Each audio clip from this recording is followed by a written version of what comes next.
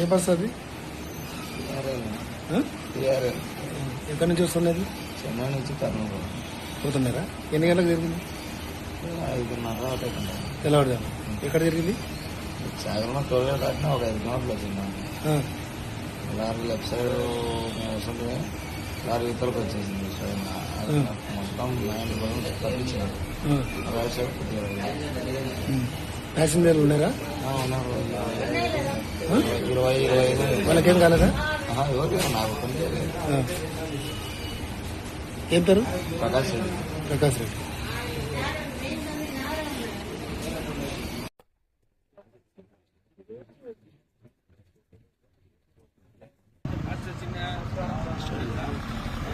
नमस्कार.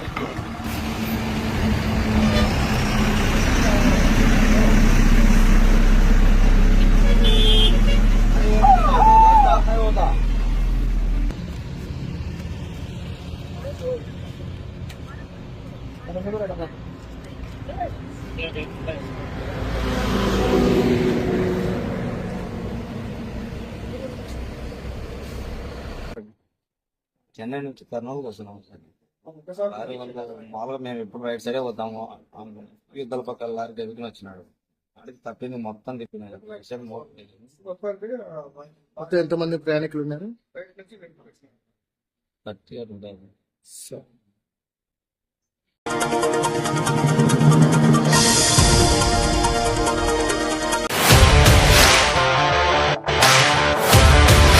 మధ్యమత్తులో ట్రాన్స్ఫార్మర్పై ఎక్కి యువకుడు హల్చల్. కోవెలకుంట్లలో శుక్రవారం రాత్రి 9:30 గంటల సమయంలో పాండురంగ సినిమా టాకీస్ వద్ద మధ్యమత్తులో కోవెలకుంట్ల ప్రధాన రహదారిపై ఉన్న ట్రాన్స్ఫార్మర్పై కూర్చొని స్థానికులను భయభ్రాంతులకు గురిచేశాడు. అందరూ ఎంత పిలిచినా వినకుండా ట్రాన్స్ఫార్మర్ను ఒక ఆట వస్తువులా దానిపై కూర్చొని హల్చల్ చేశాడు.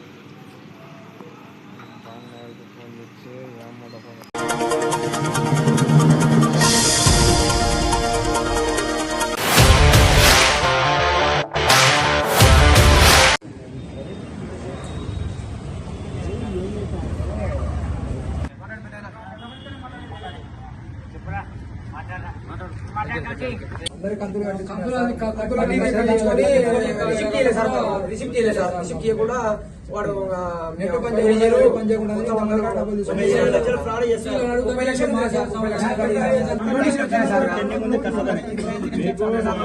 సర్టిఫికేట్ కూడా ఇయర్ వాళ్ళు వచ్చేది ఈ బ్రాంచ్ నుండి వచ్చి ఈ బ్రాంచ్ సార్ లాస్ట్ లో మోసం చేశాడు కట్టకుండా. సార్ ఈ విషయం తమ దృష్టికి తీసుకొచ్చిన ఈ రోజు మధ్యాహ్నం జరిగినది అది మీరు కరెక్టే. అది పెట్టు, ఇది చేసుకొని ఒకటి పెడతాను.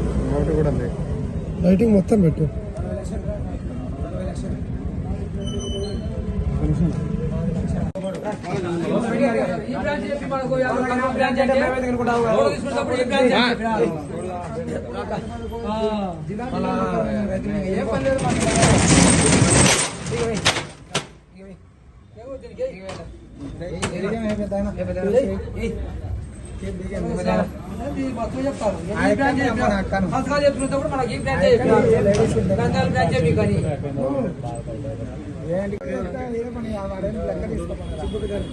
అయ్యా నా కొడుకు చనిపోయినాడు. చనిపోయింటే లెక్క కట్టమన్నాడు. అంటే 2 నెలలు నాకు కట్టాలి అన్నా. ఇప్పుడే కట్టాలి పెద్దరా, నువ్వు కట్టాలన్నాడు.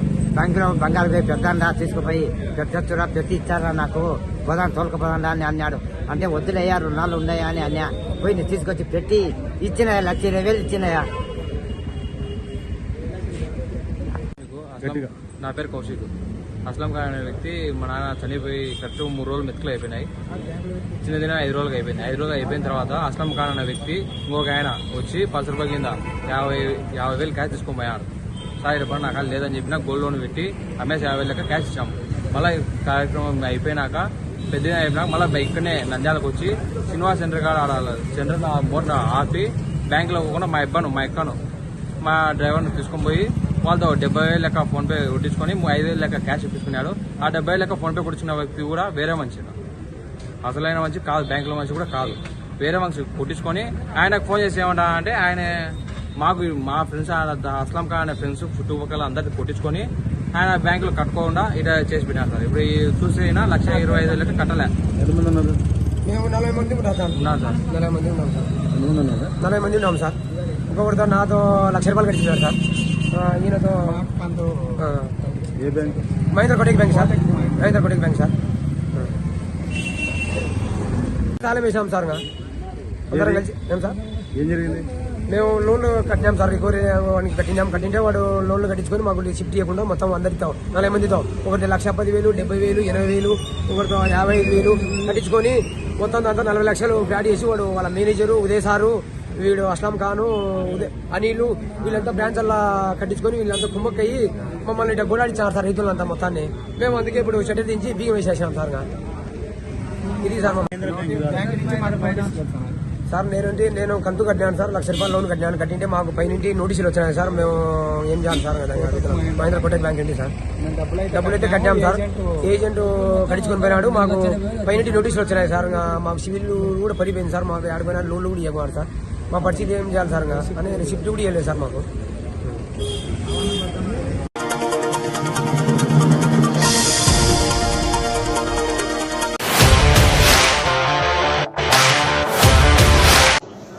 ప్రపంచ టీవీ దినోత్సవం అంటే టెలివిజన్ ఈరోజు జాన్ లూయిస్ గారు కనుక్కున్నారు. ఇక్కడ నంద్యాలలో చాలా మంది మన టెలివిజన్ యూనియన్ వాళ్ళు ఈరోజు మన ఏమంటే ఇక్కడ హాస్పిటల్లో మన పేషెంట్స్కి బ్రెడ్ ఇంకా పండ్లు ఇవ్వడం జరిగింది. చాలా మంచి, చాలా సంతోషంగా. ముందు బ్లాక్ అండ్ వైట్ నుంచి స్టార్ట్ అయింది. అంటే ఎంటర్టైన్మెంట్ ముందు ఒక మూవీ తీసేవాళ్ళు, థియేటర్లో చూసేవాళ్ళు. దాని తర్వాత అది థియేటర్ పోయి టెలివిజన్ వచ్చింది. బ్లాక్ అండ్ వైట్ నుంచి కలర్ వచ్చింది. కలర్ నుంచి దాని తర్వాత శాటిలైట్ వచ్చింది. శాటిలైట్ నుంచి ఫోన్ వచ్చింది. ఈరోజు మొత్తం సగం మంది ఫోన్లోనే చూస్తున్నారు. ఫోన్ పోయి ఇంకా థియేటర్స్ కూడా ఇంకా ఆల్మోస్ట్ థియేటర్లో కూడా ఏం లేదు, అందరు ఫోన్లోనే చూస్తున్నారు. కానీ మనం ఒకటి గుర్తుంచుకోవాలి, ఫస్ట్ మనం ఎక్కడి నుంచి స్టార్ట్ చేసాం. DD1 అనే టెలివిజన్లో వచ్చేది అన్నీ మేము చిన్నప్పటి నుంచి రామాయణ్ కానీ మహాభారత్ కానీ నౌటంకి అని వచ్చేది మా చిన్నప్పుడు. అట్లా హిందీ చిత్రలహరి అని వచ్చేది. ఇవన్నీ జనరేషన్ మేము క్రాస్ అయ్యి ఇదంతా కొత్త న్యూ జనరేషన్లో వచ్చినాం. అయితే మనం ఇట్లాంటి టెక్నీషియన్స్ కి మర్చిపోకూడదు. డాక్టర్ గారు చెప్పినట్టు అదే వాళ్ళకి కూడా ఒక గుర్తింపు ఉంది గవర్నమెంట్ లో కూడా. ఖచ్చితంగా వాళ్ళకి కూడా మెక్మా దాంట్లో వాళ్ళకి కూడా ట్రైనింగ్ క్లాసెస్ ఉన్నాయి. ఖచ్చితంగా ఈ తెలుగుదేశం ప్రభుత్వం మీ వెంబడి ఉంది. మీకు ఏదైనా సమస్యలు వచ్చేది కూడా మీరు డాక్టర్ గారి దగ్గర రావచ్చు, మన దగ్గర కూడా రావచ్చు. ఖచ్చితంగా మీ అందరితో పాటు మేము కూడా ఉంటామని కోరుకుంటున్నాం. డాక్టర్ రవికృష్ణ మాట్లాడుతూ టెలివిజన్ సాంకేతికత నిరంతరం మార్పు చెందుతూ ఉంటుందని, తదనుగుణంగా తమ పరిజ్ఞానాన్ని టీవీ టెక్నీషియన్స్ మెరుగుపరుచుకోవాలని, వినియోగదారుడికి నాణ్యమైన నమ్మకమైన సేవలు అందించడం ద్వారా వృత్తిలో మంచి ఫలితాలు అందుతాయన్నారు. అసోసియేషన్ సభ్యుల సంక్షేమానికి సహకరిస్తామన్నారు. ఈ కార్యక్రమంలో టీవీ టెక్నీషియన్స్ రాష్ట్ర సంఘం కోశాధికారి రామకృష్ణ, నంద్యాల పట్టణ టీవీ టెక్నీషియన్స్ అసోసియేషన్ గౌరవాధ్యక్షులు పుల్లయ్య, గౌరవ సలహాదారు గోకారి, ఉపాధ్యక్షులు మహబూబ్ బాషా, సంయుక్త కార్యదర్శి ఎల్లాగౌడ్, కోశాధికారి వీరారెడ్డి, సహకోశాధికారి కిషోర్ కుమార్ తదితరులు పాల్గొన్నారు. ఈరోజు ప్రపంచ టెలివిజన్ దినోత్సవం సందర్భంగా నంద్యాల టెలివిజన్ టెక్నీషియన్స్ సంఘం ఆధ్వర్యంలో ప్రభుత్వ ఆసుపత్రుల్లో ఉన్నటువంటి రోగులకి పండ్లు, బ్రెడ్లు పంపిణీ చేయడం జరిగింది. ఈ కార్యక్రమానికి ముఖ్య అతిథిగా యువనేత, నంద్యాల పట్టణ అభివృద్ధికి అనుక్షణం కృషి చేస్తున్నటువంటి వ్యక్తి NMD ఫిరోజ్ గారు ఈ కార్యక్రమానికి ముఖ్య అతిథిగా వచ్చేసి అనేక కార్యక్రమాలు ఉన్నప్పటికీ కూడా ఈ టెలివిజన్ టెక్నీషియన్ సంఘం మీద ఉన్నటువంటి అభిమానంతో వారు పిలిచిన కార్యక్రమానికి రావడం జరిగింది. ఇంకా ఈరోజు ప్రత్యేకంగా బ్రైడ్ టెలివిజన్ కనుక్కున్న తర్వాత ప్రపంచంలోనే అనూహ్యమైన మార్పులు జరిగాయి. ముందుగా బ్లాక్ అండ్ వైట్ టీవీ వచ్చేది, శాటిలైట్ ఒక చోట ఉంటే అందరూ కలిసి చేరేవాళ్ళు. తర్వాత ఇప్పుడు దూరదర్శన్ కేంద్రాలు, ఇప్పుడు అనేక ప్రైవేట్ ఛానల్స్, ఎంటర్టైన్మెంట్ మనం ఏది కావాలంటే అది చూసేదానికి, అదేవిధంగా టెలివిజన్స్లో ఓటీటీలో అన్ని సినిమాలు కానీ ఇవన్నీ కూడా చూడడానికి వచ్చింది. ఈ టీవీలు ఏదన్నా చెడిపోయాయంటే ఒకరోజు కూడా ఇంట్లో గడవని పరిస్థితి ఉంది ప్రజలు. అటువంటి వాళ్ళందరూ ఈ టీవీ టెక్నీషియన్స్ చాలా ముఖ్యం. వాళ్ళు ఎంత తొందరగా టీవీ ఇచ్చినప్పటి నుండి రిపేర్ అయిందా లేదా అని ఫోన్లు చేస్తూనే ఉంటారు. ఆ రకంగా ప్రజలకి మంచి వినోదాన్ని అందించడానికి ఉపయోగపడే టెలివిజన్స్ రిపేర్ వచ్చినప్పుడు రిపేర్ చేసే టెలివిజన్ టెక్నీషియన్స్కి ప్రత్యేకంగా ప్రపంచ టెలివిజన్ దినోత్సవం సందర్భంగా వారికి అభినందనలు తెలుపుతూ, ఇప్పుడు టెలివిజన్స్లో కూడా అనేక రకాలైన మార్పులు వచ్చాయి. ఒకప్పుడున్న టెలివిజన్ ట్యూబ్ ఉండేవి, ఇప్పుడు ఎల్ఈడి టెలివిజన్స్ ఇవన్నీ వచ్చాయి. దానికి అనుగుణంగా టెక్నికల్గా సాంకేతికంగా కూడా వాళ్ళు తమ పరిజ్ఞానాన్ని పెంచుకోవాలి. అందుకే రాష్ట్ర ప్రభుత్వం కూడా మెప్మా ద్వారా వీళ్ళకి ప్రత్యేకంగా శిక్షణా కార్యక్రమాలు ఇచ్చి వారిని అవసరమైన చోటికి పంపించే కార్యక్రమం కూడా రాష్ట్ర ప్రభుత్వం చేస్తున్నారు.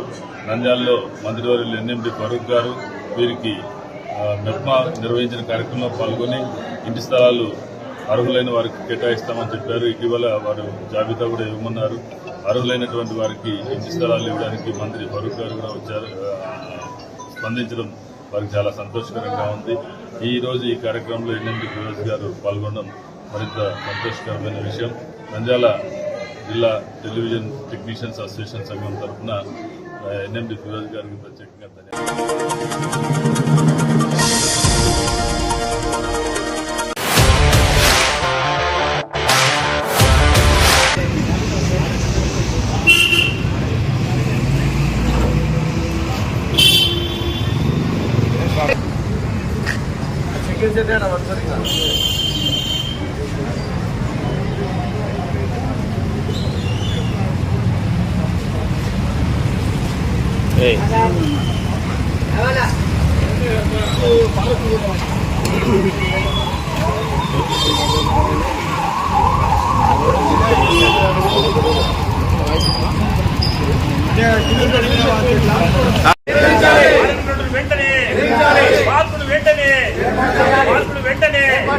ట్రాఫిక్ సమస్యలు పని చెప్తేనే, రైల్వే అండర్గ్రౌండ్ బ్రిడ్జ్లు వెంటనే, రైల్వే అండర్గ్రౌండ్ బ్రిడ్జ్లు వెంటనే, కాలనీ టర్నింగ్ కాడ సిగ్నల్ లైట్స్ వెంటనే, ఆసుపత్రి కాడ సాయిబాబా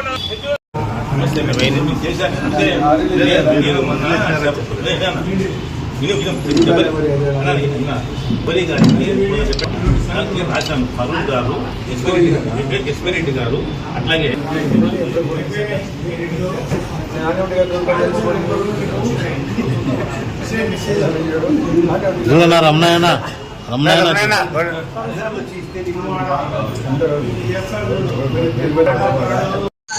నూనెపల్లెను కాపాడుకుందామని నినాదంతో నూనెపల్లె ప్రజలు అందరూ ఒక నినాదంతో ముందుకొచ్చారు. నూనెపల్లెను కాపాడుకుందాం, నూనెపల్లె అభివృద్ధిని చేద్దాం అనే ఉద్దేశంతో నూనెపల్లెలో మొదలు పెట్టాము. ఈ రోజు ఈ దగ్గర ఒక 8 నెలలు అవుతుంది. మన నూనెపల్లె ట్యాంకీ నుంచి గవర్నమెంట్ మెడికల్ కాలేజీకి వాటర్ తీసుకుపోయినారు. ఈ లైన్ దోగినారు, కనీసం పట్టించుకునే నాదులు లేరు. ఈ దోగినాల నుంచి ఎంతమంది కింద పడుతున్నారంటే అంతమంది కింద పడుతున్నారు. కింద పడినారు. కమిషనర్ గారికి చెప్పినాం, కమిషనర్ చూసినారు, కానీ ఇంతవరకు దీన్ని పట్టించుకునే నాదులు లేరు. కాబట్టి ఈ రోజు ఈ గుంతలలో చెట్టు నాటే కార్యక్రమం మొదలు పెట్టాము.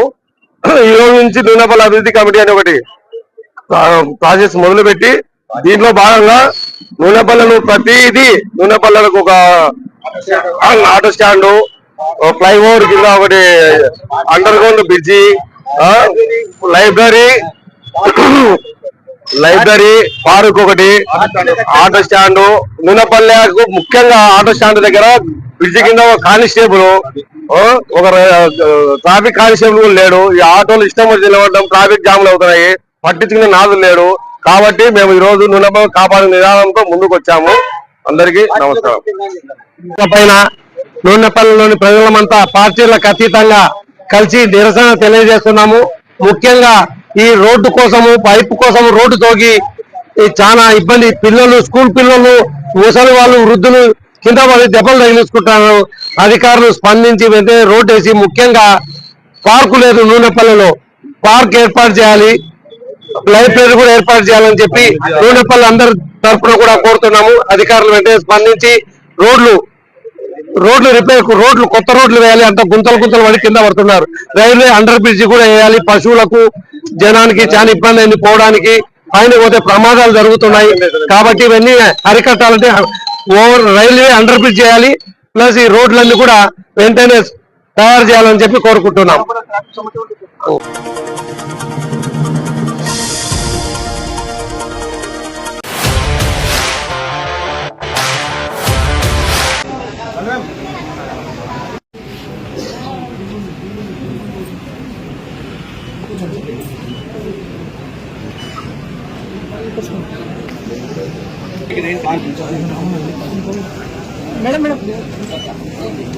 చాలా ఇస్తున్నారు.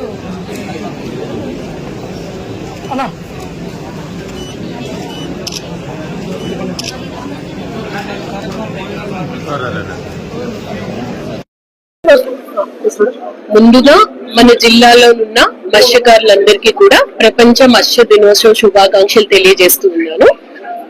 మన నంద్యాల జిల్లా వ్యవసాయ అనుబంధ శాఖల పైన ఎక్కువగా ఆధారపడే జిల్లా. అందులో మనకి ఎక్కువగా హార్టికల్చర్, లైవ్ స్టాక్, అగ్రికల్చర్ తర్వాత ఆక్వా రంగం ద్వారా మన జిల్లాకి ఎక్కువగా జీడీపీ వస్తుంది. జిల్లాలో ఇప్పుడు చూస్తే 65,000 మెట్రిక్ టన్స్ చేపల ఉత్పత్తి మనకి ఉంది. ఇంకా అది ఈ సంవత్సరం 80,000 మెట్రిక్ టన్స్ కి ఖచ్చితంగా పెంచాలి అన్న ఆలోచనతో జిల్లా యంత్రాంగం, అలాగే మన ఫిషర్మెన్ కోఆపరేటివ్ సొసైటీస్ యొక్క ప్రెసిడెంట్స్, వాళ్ళ సభ్యులందరితో కలిసి మనం పనిచేస్తూ ఉన్నాము. అలాగే జిల్లాలో మనకి 330 మైనర్ ఇరిగేషన్ ట్యాంక్స్ ఉన్నాయి. కానీ అందులో మనకి 110 ట్యాంక్స్ లోనే మనకి చేపల పెంపకం జరుగుతుంది. పెంపకం కూడా రిజర్వాయర్స్, అలాగే ఎక్కువ చెరువుల ద్వారా పెంచితే జిల్లాకు కూడా మనకి మత్స్యకార కుటుంబాల జీవనోపాధి పెరుగుతుంది, ఉన్నతమైన జీవన ప్రమాణాలు పెరుగుతాయి, జిల్లాకు కూడా అభివృద్ధి సాధ్యం అవుతుంది. కాబట్టి ఆ దిశగా మరింతగా మనం చెరువుల్లో చేపల పెంచే ఉత్పత్తిని ఏ విధంగా చేయాలి అన్నది కూడా ఆలోచిస్తూ ఉన్నాం. తర్వాత మనకి ఫిష్ సీడ్ ఎక్కువగా ఇతర జిల్లాలపైన మనం ఆధారపడుతూ ఉంటాం. కానీ మన జిల్లాకు కావాల్సిన ఈ ఫిష్ నర్సరీస్ ఏమున్నాయో అవి మన జిల్లాలోనే ఈ సంవత్సరం చాలా బాగా డెవలప్ చేశాము. నెక్స్ట్ ఇయర్ కి మరింతగా డెవలప్ చేసి మన జిల్లాకు కావాల్సిన చేప పిల్లల ఉత్పత్తి మన జిల్లాలోనే జరిగి మన మత్స్యకారులందరికీ కూడా అందించేటట్టు చేస్తాము. ముఖ్యంగా వాళ్ళ సొసైటీలో సభ్యత్వం కావాలి అంటే 5 స్కిల్స్ ఉండాలి. ఆ 5 స్కిల్స్ కి సంబంధించిన ట్రైనింగ్ కూడా మన ఫిషరీస్ డిపార్ట్మెంట్ ద్వారా అందించి ఎక్కువ మందికి మనం జీవనోపాధి కలిగించే విధంగా జిల్లా యంత్రాంగం తరపు నుంచి అన్ని విధాల చర్యలు తీసుకుంటాం. రూట్ లో ఉందండి, 30 acres లో ఉంది. ఈసారి వచ్చేసి మనము 110 లక్షలు స్పాన్ మనము తీసుకొని రావడం జరిగింది. ఎన్నడూ లేదండి. అయితే మనకు ఫ్రై నుంచి ఫింగర్లింగ్స్ టోటల్ గా మనకు 25 లక్షలు. ఆ భాగంగా మనము వెలుగోడు రిజర్వాయర్ లో మన జిల్లా కలెక్టర్ మేడం గారి పర్మిషన్ తీసుకుని, లోకల్ ఎమ్మెల్యే గారి కన్సర్న్ తీసుకున్న తర్వాత మనము వచ్చేసి సీడ్ స్టాకింగ్ చేయడం జరిగింది అక్కడ. అయితే మనము 21.15 లక్షల చేప పిల్లలను అక్కడ స్టాక్ చేశామండి. అందులో మనకు 80% సర్వేలు వెలుగోడు రిజర్వాయర్ తీసుకున్నా గానీ మనకు దాదాపు అంటే 35-25 అంటే దాంట్లో మనకు 16 కోట్ల వరకు మనము ఆదాయం అప్రాక్సిమేట్ గా రావచ్చని కూడా అంచనా వేయడం జరిగింది. ఇది మనము చేసిన ఈ 3 నెలల్లో అండి నంద్యాల మత్స్య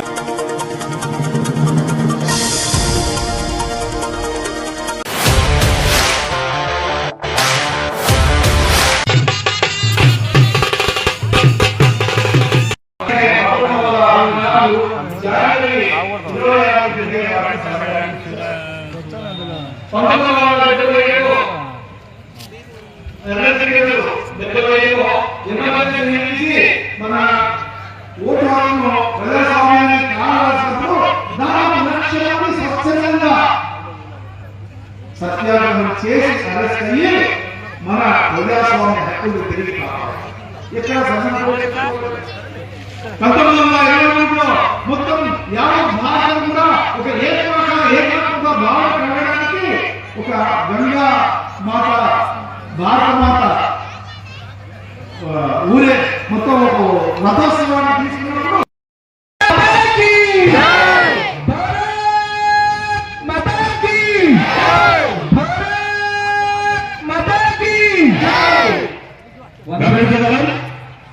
కార్యక్రమం తర్వాత అందరూ అందరికీ భోజనాలు ఆకాంక్షిస్తున్నాను.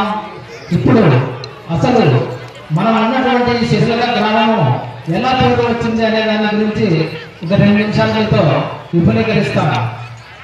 మన శిశుల గ్రామం పేరు పూర్వం సిరిపురం లేదా సిరిపురం అనేవాళ్ళు.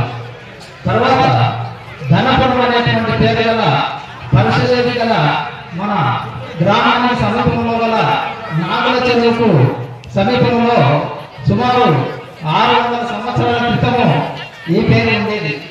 గ్రామం అన్నటువంటి రామచంద్రుణ్ణి ఆదర్శంగా తీసుకొని ఆయన ధర్మానికి ప్రతిరూపంగా అందరం హిందువులుగా జరుగుతూ ఉంది. పెద్దలు చెబుతూ ఉన్నారు, మా ఊరి మా గ్రామ చరిత్రలో ఇంత అద్భుతమైనటువంటి కార్యక్రమం, ఇటువంటి కలయిక ఇంతకు ముందు జరగలేదు, ఇక మీదట పదే పదే జరగబోతూ ఉంది. మన అందరి మధ్యలో ఓ బంధుత్వం ఉంది, ఓ అనుబంధం ఉంది. శ్రీ పితాదేవో మహేశ్వర బాంధవా శివ భక్తాశ్చ స్వదేశో భువనత్రయం. మా అమ్మ పార్వతమ్మ, మా అయ్య మహాదేవుడు, మనమంతా కూడా వారి సంతానం. కాబట్టి మన అందరి మధ్యలో ఒక అనుబంధం ఉంది, ఒక ఆత్మీయత.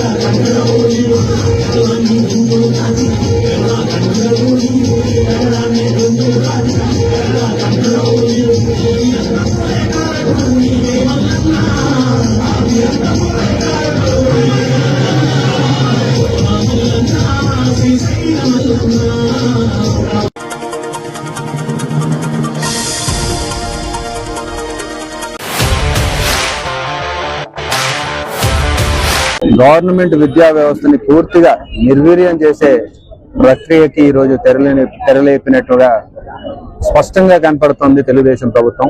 గతంలో చంద్రబాబు నాయుడు గారి హయాంలో గవర్నమెంట్ స్కూళ్ళు దండగా, గవర్నమెంట్ అసలు ఈ ఎడ్యుకేషన్ ఫీల్డ్ లోనే ఉండకూడదని చెప్పేసిన మాటలు కూడా ఈ రోజు మళ్ళీ గుర్తొస్తున్నటువంటి పరిస్థితి. ఎందుకంటే ప్రజలకి ఎంతో ఉపయోగకరంగా ఉంటాయి, మన పిల్లల భవిష్యత్తు ఎంతగానో ఉపయోగపడుతుంది అనే ఉద్దేశంతో 17 మెడికల్ కాలేజీలు జగన్మోహన్ రెడ్డి గారి హయాంలో శాంక్షన్ చేయించుకొని తీసుకొస్తే ఈరోజు ప్రారంభమైన మెడికల్ కాలేజీల దగ్గర నుంచి ప్రారంభం కావాల్సిన మెడికల్ కాలేజీలు మాకు అవసరం లేదని చెప్పినటువంటి ఘనకీర్తి ఈ రోజు తెలుగుదేశం పార్టీ నాయకులు మూటగట్టుకున్నారు.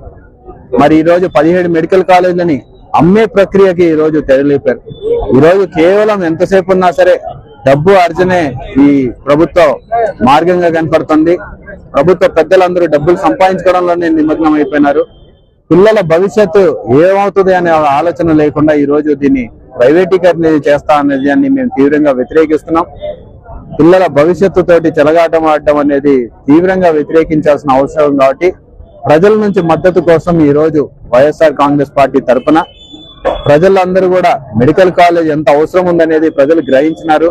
ఈరోజు స్వచ్ఛందంగా తరలి వచ్చేసి వాళ్ళు సంతకాలు చేస్తూ మనకి మెడికల్ కాలేజీలు గవర్నమెంటే రన్ చేయాలని చెప్పేసి వాళ్ళు మద్దతు తెలపడం అనేది నిజంగా సంతోషకరమైన విషయం. మరి కాలేజే లేదు అని చెప్పేసి సాక్షాత్తు హోంమంత్రి గారు రాష్ట్ర వ్యాప్తంగా ఒక ప్రెజెంటేషన్ ఇచ్చి మరి చెప్పినటువంటి నంద్యాల కాలేజీలో కూడా ఫ్రెషర్స్ డేకి తెలుగుదేశం నాయకులు కూడా అటెండ్ అయినారంటే ఇక ఎట్లా ఏ మాదిరిగా వాళ్ళు మాట్లాడుతున్నారు, ప్రజల్ని ఏ మాదిరిగా తప్పుదారి పట్టిస్తున్నారు అనేది అర్థం చేసుకోవచ్చు. ఈ రోజు నంద్యాల మెడికల్ కాలేజీలో నిజంగా గర్వించదగ్గ విషయం, నంద్యాల మెడికల్ కాలేజీ పెట్టిన మొదటి ఏడాదిలోనే state first rank Nandyal medical college అబ్బాయికి వచ్చిందని చెప్పి చాలా గర్వపడుతున్నాం. నంద్యాల ప్రజలందరూ కూడా నంద్యాల మెడికల్ కాలేజీని చూసి చాలా సంతోషపడుతున్నారు. అక్కడ అభివృద్ధి జరుగుతుంది, చుట్టుపక్కల ప్రాంతాల అభివృద్ధి చెందుతున్నాయి, హాస్పిటల్ అభివృద్ధి చెందింది, హాస్పిటల్లో ఫెసిలిటీస్ మెరుగుపడినాయని చెప్పేసి ప్రజలు చర్చించుకుంటున్నారు. మరి ఈ రోజు అటువంటి దానిని మళ్ళీ ప్రజలకు దూరం చేయాలని చెప్పేసి వీళ్ళ ఒక ఆలోచన నిజంగా తీవ్రంగా వ్యతిరేకించాల్సినటువంటి అంశం. మరి ప్రజలు దీన్ని గమనించి ప్రజల మద్దతు దీనికి తెలపాలని చెప్పేసి మేము కోరుకుంటున్నాం. ఈ ప్రభుత్వం ఇప్పటికైనా కళ్ళు తెరుస్తుందని చెప్పేసి ఆశిస్తున్నాం. ఈ మెడికల్ కాలేజీల ప్రైవేటీకరణ ప్రక్రియని వెంటనే ఆపేయాలని చెప్పేసి కూడా